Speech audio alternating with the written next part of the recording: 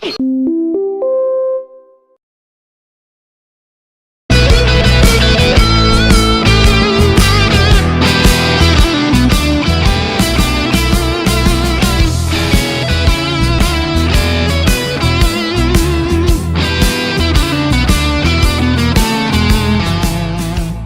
morning, everyone.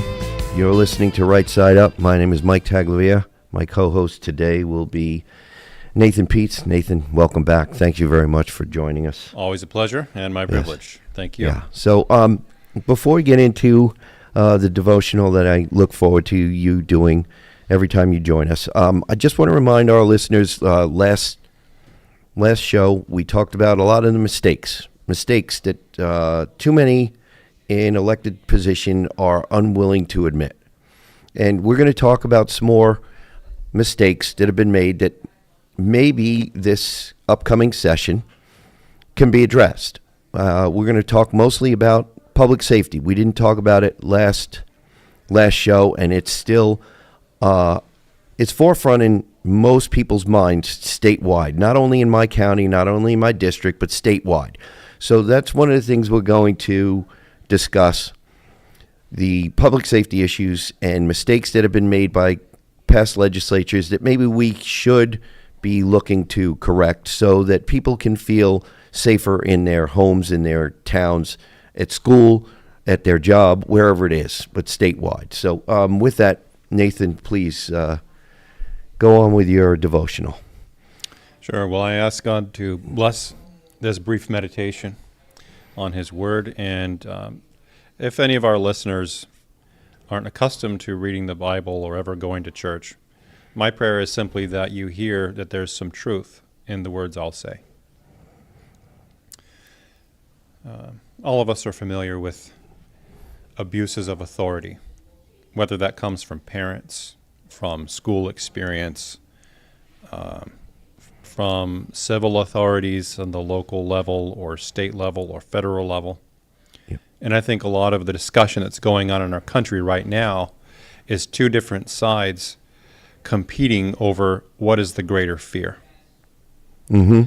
And I'd like to suggest that in Paul's epistle to the church at Rome, Christians who are under the Roman Empire's domination, mm-hmm.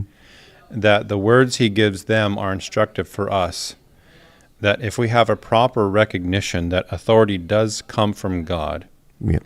and the only ones who right now are exercising that authority are themselves fallen, sinful individuals, that the only way we can survive as a society, as a nation, is to recognize that our submission is first and ultimately to God, who has delegated authority in the home, in the school, in the civil structures for good. Mm-hmm. And sometimes submission to authority exercised by those who are imperfect will require suffering on our part. But we should pray for wisdom for authority and grace for ourselves to submit, again, to honor God in an imperfect world. So let me just read his instructions to these Roman Christians who were at this point not yet legal okay. in worshiping Jesus Christ as God incarnate. Paul does not write to them to overthrow the government. He does not write to them to outward forms of rebellion. But instead there is a wisdom in his counsel. He says in Romans chapter 13, starting in verse 1, "Let every person be subject to the governing authorities. For there is no authority except from God, and those that exist have been instituted by God." He's not speaking of church here. He's speaking of public authority, civil authority. Mm-hmm. The state, therefore, exists because God has delegated authority to rule over men. Men must be governed. Therefore, whoever resists the authorities resists what God has appointed, and those who resist will incur judgment. I think in losing sight of the fact that authority ultimately comes down from God, and that submission to authorities is ultimately submission to God, we are forced to come up with alternate theories. And I don't think we have a proper functioning system without this acknowledgement that society itself is ordered with the understanding that the Creator delegates certain powers to certain realms. In the home, authority is granted to the parents who give life to the children, right? In the organized life of a municipality, someone must oversee that order is kept and people's rights are protected. All of this is ordained by God. It's good. And in submitting to that, we seek to work within systems to help improve them, not simply demolish the established order. Right. Chaos will not create a better order. So just as an admonition to all of us as concerned citizens across the political spectrum, Right. without regard for God, we won't have a proper regard for each other. Yeah. Witness Charlie Kirk. Yep. Without regard for God, we won't have the ability to then submit to acknowledged imperfect systems and seek to improve them patiently according to the political process, right? Which includes debate, and not resort to not violent violence. means. Exactly. We do not wish violence. But all of this is only going to work when we acknowledge authority comes from God, not from Gotcha. Okay. the creation. Well, thank you very much. Thank you. So, our first, like I said, I wanted to talk about public safety, and I wanted to do a little bit of a refresher. I found an article. It's from FYIVT.com. Dave Sulia, September 29, 2025. Vermonters' right of self-defense. What the Second Amendment and Article 16 mean for Vermonters. The right to keep and bear arms is a cornerstone of both American and Vermont values, yet it's often misunderstood. Many see the Second Amendment and Vermont's Article 16 as a granting a privilege, a legal allowance to carry firearms. But the truth is, these provisions don't grant a right, they recognize an inherent natural right to self-defense, affirming it as part of being human. The Constitution doesn't authorize this right. It restricts government from infringing upon it. This distinction is critical to understanding why these rights must be defended and preserved. And I want to just step away from the article and remind that our Constitution and our Declaration of Independence recall the laws of nature and of nature's God. That's right. Okay? So back to the article. An inherent right, not a governmental gift. One of the deepest misconceptions about gun rights is that they come from the government, but the instinct for self-defense, the right to protect oneself, family, and property, predates any government or legal system. It's a natural right, as ancient as humanity itself. The founders of the United States understood this when they drafted the Second Amendment, and Vermont's founders echoed this understanding in Article 16 of the Vermont Constitution. By formalizing these rights in law, the federal and state constitutions don't create them. They clarify and restrict the government's power over them. This isn't about providing a new privilege, but about acknowledging a timeless truth and preventing governmental overreach. Both documents serve as boundaries, a reminder that this right is beyond the authority of government. The Second Amendment and Article 16, a check on government power.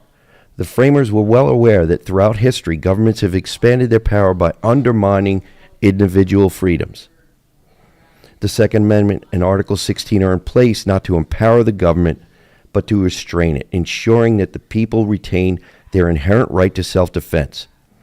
These provisions act as both protections for citizens and warnings to any government that would seek to limit this right. In other words, government is not the almighty. The government stands to protect the individual rights not the other way around. I have an illustration. Okay. Let's say the government decides to make it a decree that the sky is purple. Yeah. Does that make it so? Because they're the government, they can tell you what reality is. Yeah. No, it doesn't. Or a little bit closer to home, the attempt by some to use government to redefine gender or sex, so Yeah. that it's going to be subjectivized to, well, assigned gender, and then once you become old enough, you can determine what you think you are, right? Right. Rather than the parents observing and acknowledging what God has made, a male child or a female child. Yes. So and that for those who parental don't, authority and governmental authority, again, if they're delegated from God, they only are valid when they acknowledge what God has done. Yeah. So he has made humans human with a natural right to protect their own life, because God gives life, it ought to be protected. And parents don't have the right to tell a child they're a boy when they're a girl, or vice versa. yes. God has made them what they are. Parental authority is invalid if it subverts the divine order. And we have science that helps to prove that. Right. That has been, up until about 10 years ago, was not challenged or disputed. And we have numerous layers of proof that the science has shown it to be true. So, Right. but Well, I want the science that has been adduced to try to undermine that is actually pseudoscience, where everything is subjective. right. It's not defined by the traditional understanding of science as an empirical method of arriving at a knowledge of reality, Right. where So- truth is objective and it can be verified through the scientific method. Yeah. Yeah. That's the actual science. Correct. Right. All right. I want to return to the article here. I'm going to skip down to the bottom of the article. Or we can cover the whole thing, but it looks like we're going to run out of time for our segment. So I want to get to some really important parts here. Upholding liberty through responsibility. The right to bear arms is outlined in the Second Amendment, and Vermont's Article 16 is about more than just self-defense. It embodies a balance of liberty and responsibility. This inherent right isn't granted by any government but exists as part of our humanity. Upholding it requires proactive steps to ensure these freedoms remain understood, respected, and protected.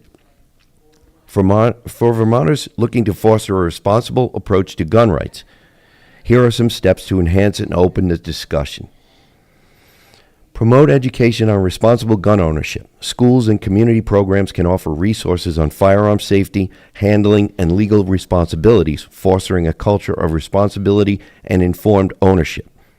Way back in the day, 60s, 70s, and 80s, there were firearms programs within schools that did just this, and they worked for years, for decades. When I was in school, during hunting season, it was completely common for young hunters to bring their whatever firearm they chose for hunting that was legal for hunting, safely stored in their vehicle, locked in their vehicle. That's what usually happened. So that's just one of the examples. You know, Mike, it's ironic. I just thought of this. The whole assumption about progressive sex ed in schools is, well, kids are going to do it anyway. So we might as well teach them how to do it safely. So we're going to give lessons on using a condom, et cetera, et cetera. Well, what if a child happens to find a firearm? We might as well teach them proper safety. Well, there you go. That's a good. I mean, that should Yeah. be a go both ways, right? right. So, Not that I am in favor of progressive sex ed in schools. No. Just saying. Yeah. Be consistent. Right. Number 2, encourage open community forums. Regular forums provide safe spaces where citizens can openly discuss gun rights, address misconceptions, and bridge divides, fostering mutual respect. Number 3, challenge anti-gun advocates to acknowledge community benefits. This is important. Ask those opposed to firearms to reflect on how lawful gun owners contribute to community security, potentially helping bridge ideological gaps. And we're gonna have to break from the article and pay some bills. So we'll have to return to the article after we come back from our break. You're listening to Right Side Up.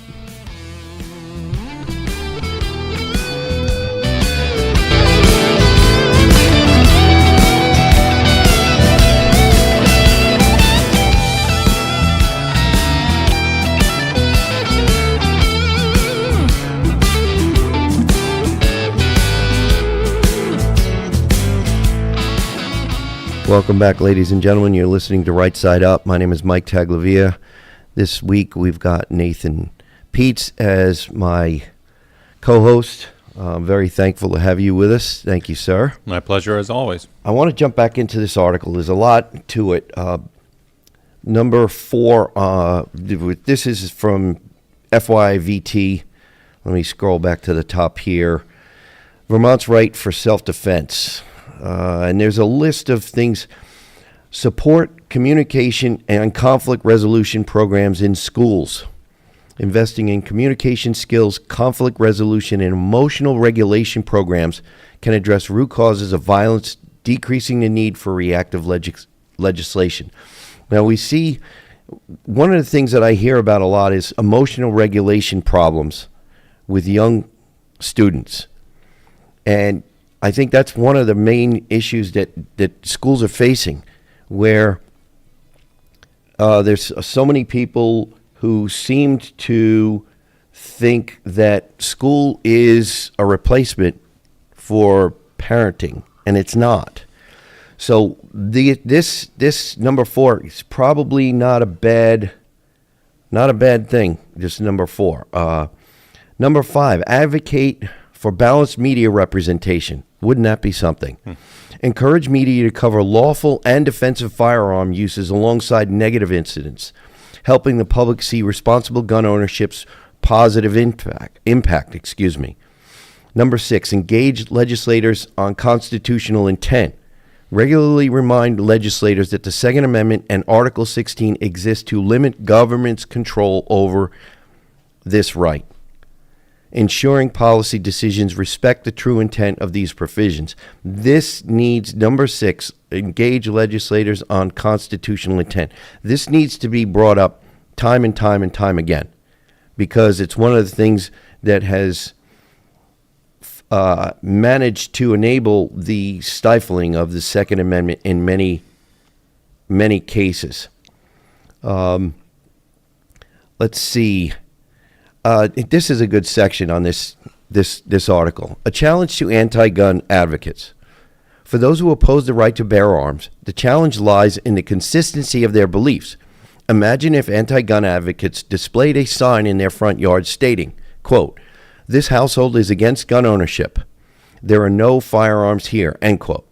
While perhaps an unwise action, very unwise in my view, it brings to light an important question of responsibility. Those who oppose firearms often benefit from the security created by responsible gun owners in their community, much like an unspoken neighborhood watch.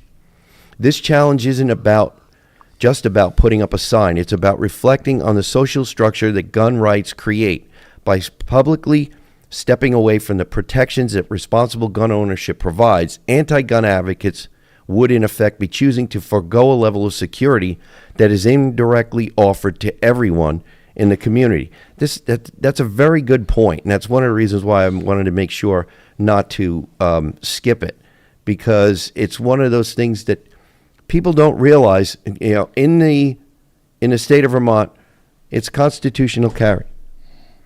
So that means that potential criminals have to judge every time they want to victimize someone the risks. They have to judge the risks. There are some places that they're shooting fish in a barrel zones, gun-free zones. Okay, I'm sorry. That's just it's a way to make people understand that when you do that, you encourage criminal behavior. The state of what's Ohio. the percentage of mass shootings? Yeah. And the correlation between that and gun-free zones? You're absolutely right. And when we have I states think like it's in Ohio, excess of 90%. you're probably correct. The state of Ohio just went back to constitutional carry, and guess what happened to most crime rates in most cities? They declined. And Florida just So- enshrined Yes. that for the first time, I think. They open carry, I think, is what you're talking about. Open carry, which I don't really advocate for, but Right. you know, it's one of the rights that you have. So, you know, if that's what you decide, the ones. There's one more thing I wanted to discuss in this article, and then we can move on to something else. Responsible gun ownership as a community asset. Supporters of the Second Amendment in Vermont's Article 16 contend that responsible gun ownership is a benefit to the broader community. Lawful gun owners play a subtle yet significant role in public safety. As studies suggest, firearms are used defensively anywhere from tens of thousands to over 2 million times a year. 2 million times per year. Often, no shots are fired. The presence of a firearm and a responsible gun owner is enough to deter crime. And one thing that's not pointed out in this paragraph that needs to be pointed out, most of defensive gun ownership incidents are not reported. That's why the wide range of numbers from tens of thousands to maybe 3 million, because I saw an estimate as high as 3 million. Because you're not going to have a criminal calling the police and say, oh, this guy, I'm a thug, and this guy pulled his defensive weapon on me. That's not going to happen. And most people, because of their concern about frivolous lawsuits, won't report an incident either, especially if they manage to get home safely because they are legally carrying a firearm. So there are a lot of things to think about, and I'm very happy that Dave Celia at FYVT did this article. I want to talk, before I get into another article, I just want to have a little discussion. I talk to people a lot during the week, during the month, in and out of session, and it keeps coming up week after week after week now, especially. Public safety. This is why I wanted to cover it this whole show. There are people still approaching me, calling me, emailing me about public safety issues. It is probably going to be the number one thing that we should be addressing. I hope we address it. Now, just as a reminder, we as Republicans are not in the majority. We did gain ground this past election. We did manage to halt or slow some of the progression that the majority was hoping to keep pushing forward. But public safety is on everyone's mind. And there are things, speeding is one issue for safety of runners, children, even on rural gravel roads. You know, I know driving down the road, I'm constantly looking in my mirrors, and you know, when you look in your mirror and you see someone who's just come up a hill around a curve behind you, and they're going sideways because they're doing twice the speed limit because they're on a rural road, and they are relatively certain that there will be no sheriff's patrol on the road, so they're just going to, you know, it's a free-for-all, it feels like. And speeding is one of the least of many people's concerns. There is still the concern, and apparently the cutting and stealing of catalytic converters is back on the rise now. We have people who are suffering from drug addiction who, in my view, are not getting the services that they require because of the statutes that past legislatures have given to us. And we refer to that, thank you, Rob Roper, as people experiencing progressive policies. So I just wanted to highlight that this is reported and talked about all the time. A main concern in just this past week with people I've been talking to is response times. response times for police and ambulance. Sometimes you're talking about 35 to 45 minutes for both emergency services as well as police response. And people are very frustrated to find that when they call to report a theft, if it is of a dollar amount that's not very high, that the response they get from a dispatcher is, well, if we don't get there today, we'll see you tomorrow. Well, that doesn't go very well toward making people feel safe in their neighborhood and their home. And I believe most of that kind of response comes out of the idea that defunding the police was a good idea, and it wasn't. We see where in the city of Burlington, how the descent into lawlessness, where open air drug use and open air broad daylight beatings of people to a point where they have been murdered, is pretty much now expected by people who open their browser looking at news to find out that there was another incident like that in Burlington or another large city in Vermont. And Vermont is not accustomed to that kind of violence. I spoke to someone, I don't know how much, Nathan, you hear about this, but I spoke to someone just last week who said either a father or grandfather told a story about how even to hear about one homicide in the state of Vermont was shocking. And it's sad to see and hear that people are becoming, I don't know what the word, tolerant is not the word, more accustomed to hearing it, and we shouldn't feel that way. Acclimated. There you go. They wish That's to the word. re-norm what we expect. We shouldn't expect well-maintained businesses, clean streets, people not depending upon the government for anything and everything. Well, yeah, I'm glad you brought People that being up. able to perpetrate criminal acts without fear of punishment by the authorities. All of these things used to be just assumed. Yeah, Of course, we want successful, independent businesses, clean streets, people not beating up on each other without fear of law enforcement arriving on the scene. So constitutional all law, of this is the aided law. and abetted by actually dismantling proper government. Yeah, and political bureaucrats dictating law enforcement when most political bureaucrats don't have the training, the law enforcement training or knowledge to really have the level of input that you need to have safe municipalities. So it's strange that public safety should hinge upon who wins an election. That ought not to be. I agree with you, Yeah. especially, when we have law enforcement officers, whether it be Border Patrol, sheriff, municipal police, they swear an oath to uphold the laws, the statutes of Vermont.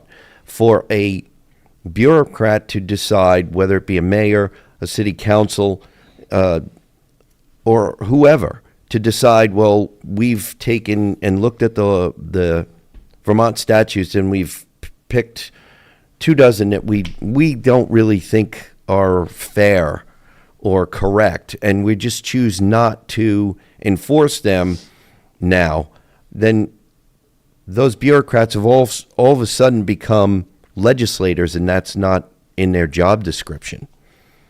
There are ways to change laws, and the legislature does that, and not bureaucrats.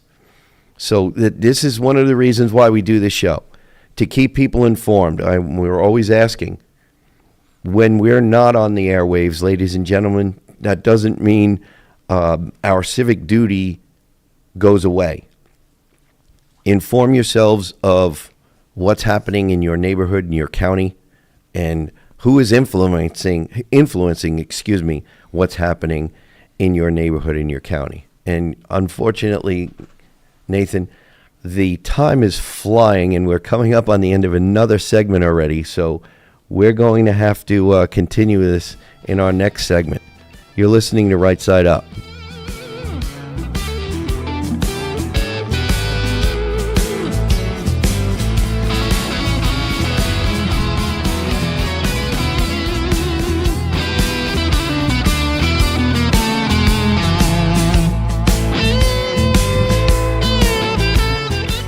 Welcome back, ladies and gentlemen. You're listening to Right Side Up. My name is Mike Taglavia. My co-host is Nathan Peets. Before we get back into our public safety discussion, I just want to remind all of the listeners, if you would like to listen to us other than on WNTK Radio, you can check us out on WNTK.com. Find the podcast button, click on it, and you can scroll down to any number of our podcasts, listen to them, and share them amongst your friends. I hope you share them far and wide. You can find us on Podbean. You can find us on granitegrok.com. You can find us on 802 Scoop Facebook. You can find us on 802 Scoop YouTube. I think, and rightsideUpradio@gmail.com if you'd like to drop us a line. So I just wanted to, there was a quote that we've referred to on the show numerous times. I see it come up, and the public safety idea, I think it falls well within, the realm of a topic of discussion. Mm-hmm. And it's mercy to the guilty is cruelty to the innocent, right? Right. And I think we're witnessing not only statewide in Vermont, but we're seeing it countrywide and all over the world, where we're making excuses for people who have knowingly and willingly committed crimes, and whether they're a misdemeanor or a felony really doesn't matter to me. Okay, we talk about the broken windows policy all the time, ladies and gentlemen, on this show. When you deal with crime, especially in a municipality, in a city, the best way to deal with and stop the more violent crime, the major crime, is to first deal with the lesser crimes, the misdemeanors, if you will, because those people are going to have knowledge of the more violent or more the crimes that have a higher penalty. And someone who has committed a misdemeanor or a lesser felony is going to be more than willing to give a bigger fish up for a lesser penalty. Right. America's mayor proved that, didn't he? He did. He did very well, actually. He proved that. So I just wanted to point that out. The next article I wanted to talk about, Nathan, with our viewers here is from Vermont Daily Chronicle. This is from October 3, 2025. Essex County Sheriff pushes back against Vermont immigration policy. Canaan, Essex County Sheriff Trevor Colby is challenging parts of Vermont's fair and impartial policing, FIP, policy, saying that the state's restrictions on communication with federal immigration authorities are illegal and undermine public safety in his rural border county. Now, rural counties, it's my district is in a rural county, so this is something that, like I said, it comes up constantly. The FIP rules, first mandated in 2017 after the election of Donald Trump, limit state, county, and local police from working with Immigration and Customs Enforcement, ICE, and the U.S. Border Patrol. The legislature in 2017 directed the Vermont Criminal Justice Council, VCJC, to draft and enforce the policy, which all agencies are required to adopt. And we've talked about this, I think, on air and off, how now we have bureaucrats, both elected and non-elected, dictating to criminal justice professionals, law enforcement officials, how best for them to do their job. And part of this, and I don't have the FIP in front of me, but part of it talks about equity. Equity is equality of outcomes. That's not what we need in law enforcement. We need people who have committed crimes to be held responsible for their actions. That's what we need. So I want to go a little bit into this, and maybe we can discuss a little bit more. But I'm sure most of our listeners today, Nathan, have a friend or a family member who can tell a story about some sort of crime that was committed against them or a neighbor or a family member that they're still frustrated about because there was no resolution, or they're waiting how many months or years for a resolution.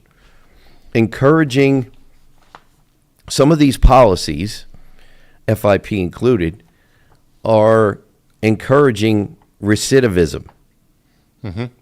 What does we know through criminology that recidivism doesn't, it only, these policies only encourage criminal behavior. They don't Right. deter it. Yeah, you're rewarding it. You're by rewarding it. refusing to impose a penalty. Right. That's established by law. Yeah. Now we have a recent refugee from where? Ukraine, just stabbed to death on a subway by someone who was a repeat offender through a revolving door, and there's probably only going to be consequences because this person who was enabled by a flawed system did what he did. And they're cleaning house and righting the ship in North Carolina.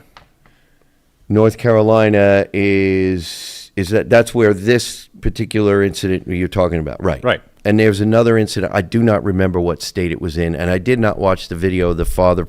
Yeah, Irina Zarutska was killed Yeah. in Charlotte. Right. And there was another subway. incident more recently, a murder committed by a 39-time criminal, released 39 times, and then committed murder. Mercy to the guilty is Yeah. cruelty to the innocent. Yeah. So we have this, and we've already had one Border Patrol agent killed in the line of duty, and he did have backup. What are we going to do when rural deputies are waiting an hour for their backup? So that's a big concern. So I want to get back into this article a little bit. Colby, who oversees a 10-deputy department, says the rules simply don't work in Essex County, where federal officers are often the only backup available. Quote, Border Patrol is our primary law enforcement agency in a domestic response, end quote, Colby said. Quote, the nearest state police barracks serving Canaan is in Derby, an hour away. If there's a crash or a violent domestic call, Border Patrol stabilizes the scene until we can get there. This policy makes that harder, end quote. Colby has submitted a draft revision to the FIP FIP to the council, requesting more flexibility for Vermont officers. His first attempt was rejected, but he said conversations with a new FCJC council have reopened a discussion. Despite media reports to the contrary, he has no interest in pursuing litigation against the FCJC, he said. The policy specifically states we can't have more communication with immigration officials than is allowed. That's interfering with our rights to communicate with Border Patrol, which I believe violates federal law. They've gone too far. And I agree with the sheriff in this one. If you're going to hamstring law enforcement agencies, which are trained to enforce the law, they swear an oath to enforce the law. And we all know there are bad actors in all professions throughout life, throughout the state. That doesn't mean you hold the good officers accountable for the bad ones. Well, again, you would have to deal with that once there's evidence that someone is violating their office. Right. Right. Yes. Otherwise, you're assuming that everybody was going to be willing Right. to violate their The oath presumption office. of criminality by law enforcement is ironic to the nth degree. Yeah. So, and we need to also take into consideration why immigration exists. Immigration exists for the benefit of the country where the immigrant comes. And when people come across our borders, and we've talked about this on the show numerous times, where known suspected terrorists have been coming across our northern border, including the Swanton sector of Vermont, in higher numbers than across the southern border. Now, with the new administration and the new Border Patrol chief, we have seen drastic increases. But I submit to you, as the audience and my guest here, Nathan, even one law enforcement officer suffering because of the lack of ability to have cooperation among agencies is too many. One too many. When we know we have the ability to do this and keep our rural communities as well as our municipalities safer.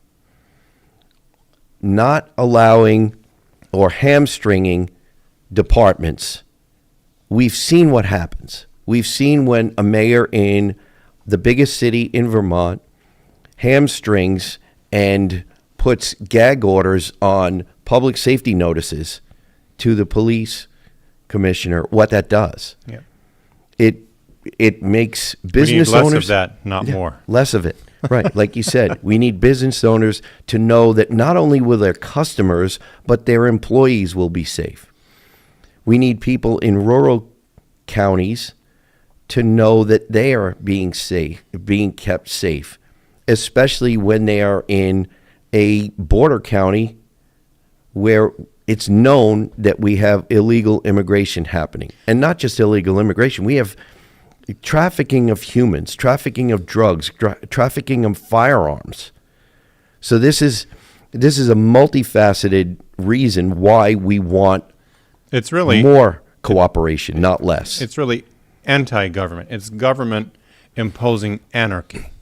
Yeah, that's one way to look at it. It definitely is a way to look at it, because when you have, I don't think it can be overstated. When you have bureaucrats telling people who know how to do their job that they can't do their job, that's a big problem for me.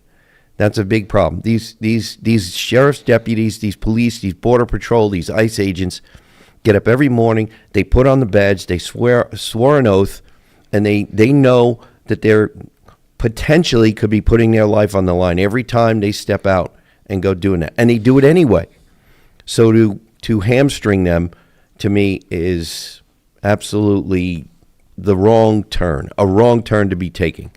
And I agree with the sheriff, and I hope that he finally, and thank you, Sheriff, for finally speaking up and standing out in the crowd. Yeah, and God bless him for his courage and his Yes. continued responsibility. Yes, and what's it saying? Courage begets courage. So hopefully we'll see more of that. That's right.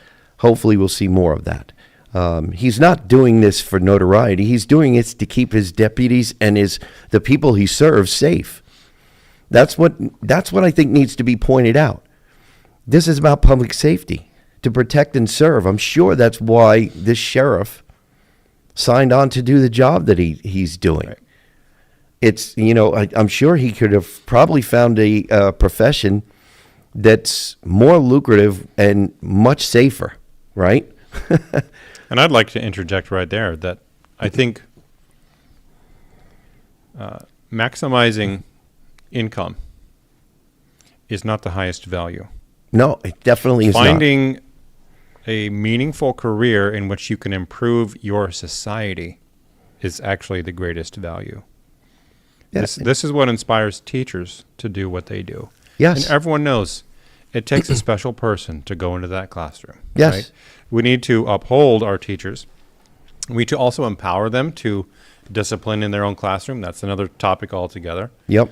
But law enforcement doesn't need to be disparaged or blamed for society's ills. We need to be thankful for them and empower them to do their job.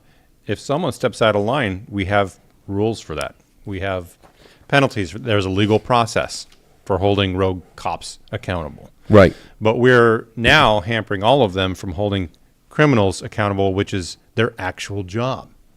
Yeah.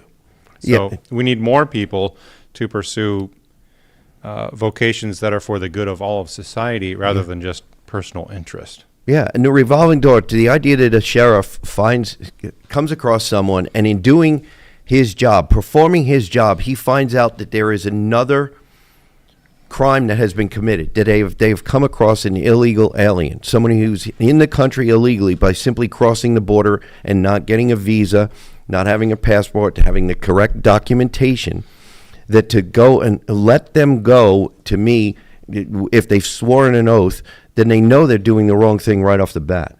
And unfortunately, Nathan, we have come to the end of another show, and I'm very thankful that you were willing to join us. I'm very thankful that you let me dominate the conversation, but I did. Ladies and gentlemen, I hope you enjoyed the show. Remember, stay safe, stay informed, listen to Right Side Up.